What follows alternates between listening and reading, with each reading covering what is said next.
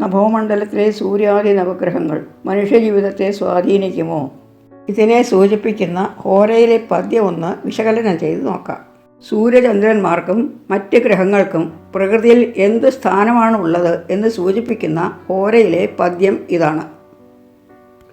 രാജാനവോ രവിശീതകോ ക്ഷിതിസുതോ നേതാ കുമാരോ ബുധ സൂര്യർദാനവ പൂജിതശ്ച സജീവോ പ്രേക്ഷ്യ സഹസ്രാംശുജ. അതായത് സൂര്യചന്ദ്രന്മാർ രാജാക്കന്മാരും കുജൻ നേതാവും ബുധൻ യുവരാജാവും ഗുരു ശുക്രന്മാർ സജീവന്മാരും ശനി ദാസനുമാണ് എന്നർത്ഥം. സൂര്യചന്ദ്രന്മാർ ഒഴികെയുള്ള 5 ഗ്രഹങ്ങൾക്ക് ഇന്ദ്രിയങ്ങളുടെ കാരകത്വമാണ് ഉള്ളത്.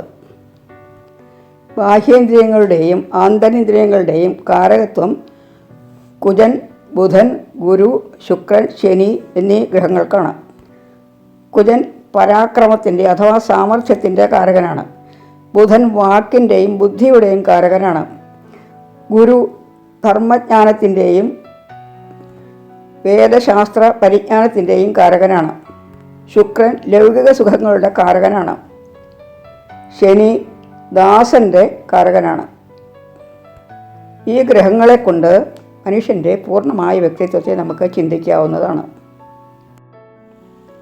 ഈ 7 ഗ്രഹങ്ങളും കൂടിയാണ് പ്രകൃതിയെ നിയന്ത്രിച്ചു കൊണ്ടിരിക്കുന്നത്. പ്രകൃതിയുടെ ഒരു ഘടകം തന്നെയാണ് മനുഷ്യനും. അതിനാൽ മനുഷ്യനെയും ഈ ഗ്രഹങ്ങൾ നിയന്ത്രിക്കുന്നുണ്ട്. മനുഷ്യജീവിതം ഒരു രാജ്യമാണെങ്കിൽ അതിൻ്റെ ഭരണകർത്താക്കളാണ് സൂര്യചന്ദ്രന്മാർ. സൂര്യചന്ദ്രന്മാർക്ക് ആത്മമനസ്സുകളുടെ കാരകത്വമാണ് ഉള്ളത്. ഒരു വ്യക്തിയുടെ ആത്മമനസ്സുകളാണ് ആ മനുഷ്യൻ്റെ സ്വഭാവത്തെയും പ്രകൃതിയെയും നിയന്ത്രിക്കുന്നത്. അവ ശക്തമാണെങ്കിൽ മനുഷ്യന് സ്വയം നിയന്ത്രിക്കാൻ കഴിയും. ആത്മനിയന്ത്രണം ഉണ്ടായിരിക്കും എന്നർത്ഥം. സൂര്യചന്ദ്രന്മാരുടെ യോഗത്തെ അടിസ്ഥാനമാക്കിയാണ് തിഥികളും കരണങ്ങളും നിത്യയോഗവും കൽപ്പിച്ചിട്ടുള്ളത്. നക്ഷത്രവും അങ്ങനെ തന്നെ. ചന്ദ്രൻ നക്ഷത്രത്തിലൂടെ പ്രവേശിക്കുമ്പോഴാണ് നക്ഷത്രങ്ങൾ നിർണ്ണയിക്കുന്നത്. ഇങ്ങനെ കാലത്തിൻ്റെ രാജാക്കന്മാരാണ് സൂര്യചന്ദ്രന്മാർ.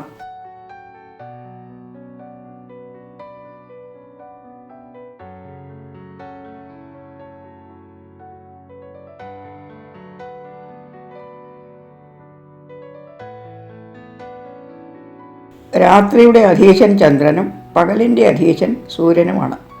സൂര്യചന്ദ്രന്മാർക്ക് രാശിമണ്ഡലത്തിൽ ഓരോ രാശികളുടെ ആധിപത്യം മാത്രമാണുള്ളത്. മറ്റ് ഗ്രഹങ്ങൾക്ക് ഈ 2 രാശികളുടെ ആധിപത്യം ഉണ്ട്. രാശിമണ്ഡലത്തിൽ ചിങ്ങൻ രാശിയുടെ അധിപൻ സൂര്യനും കർക്കടകൻ രാശിയുടെ അധിപൻ ചന്ദ്രനുമാണ്.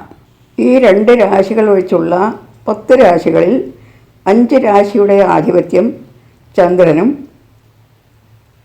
5 രാശികളുടെ ആധിപത്യം സൂര്യനുമുള്ളതാണ്. ചന്ദ്രൻ്റെ അധീനതയിലുള്ള രാശികളെ ചാന്ദ്രരാശികളെന്നും സൂര്യൻ്റെ അധീനതയിലുള്ള രാശികളെ സൂര്യരാശികളെന്നും പറയുന്നു. സൂര്യരാശികൾക്ക് പകൽ ബലവും ചാന്ദ്രരാശികൾക്ക് രാത്രി ബലവുമാണ് ഉള്ളത്. മേടം, വൃശ്ചികം എന്നീ രാശികളുടെ ആധിപത്യമാണ് കുജനുള്ളത്. മിഥുനം, കന്നി എന്നീ രാശികളുടെ ആധിപത്യമാണ് ബുധനുള്ളത്. ഇടവം, തുലാം എന്നീ രാശികളുടെ ആധിപത്യമാണ് ശുക്രനുള്ളത്. മീനം, ധനു എന്നീ രാശികളുടെ ആധിപത്യം ഗുരുവിന്. മകരം, കുംഭം എന്നീ രാശികളുടെ ആധിപത്യം ശനിക്ക്. നവമണ്ഡലത്തിലെ ഈ ഗ്രഹങ്ങൾ മനുഷ്യജീവിതത്തെ സ്വാധീനിക്കുമോ എന്ന് നോക്കാം. നവമണ്ഡലത്തിലെ ആദിത്യ ചന്ദ്രന്മാരും മറ്റ് ഗ്രഹങ്ങളും സൂക്ഷ്മരൂപത്തിൽ പ്രകൃതിയെ മുഴുവൻ നിയന്ത്രിക്കുന്നുണ്ട്. അതിനോടൊപ്പം നമ്മളെയും നിയന്ത്രിക്കുന്നു. ഇതാണ് ജ്യോതിശാസ്ത്രത്തിൻ്റെ അടിസ്ഥാന തത്വം.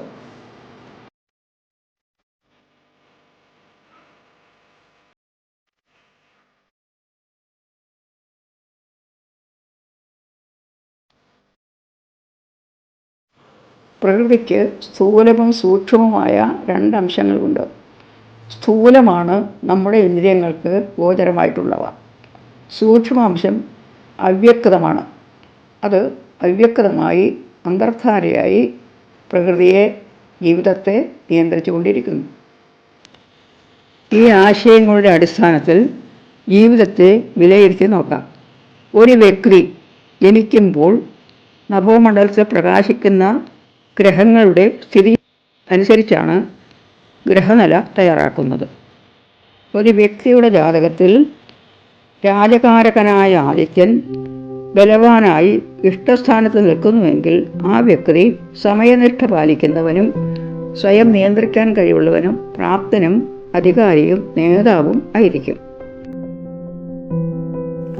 നേരെ മറിച്ച് ആദിത്യൻ ബലഹീനനായി അനിഷ്ടസ്ഥാനത്ത് നിൽക്കുന്നുവെങ്കിൽ ആ വ്യക്തിക്ക് ആത്മനിയന്ത്രണം കുറവായിരിക്കും. ഉറക്കത്തിന് ക്രമീകരണവും കാണുകയില്ല.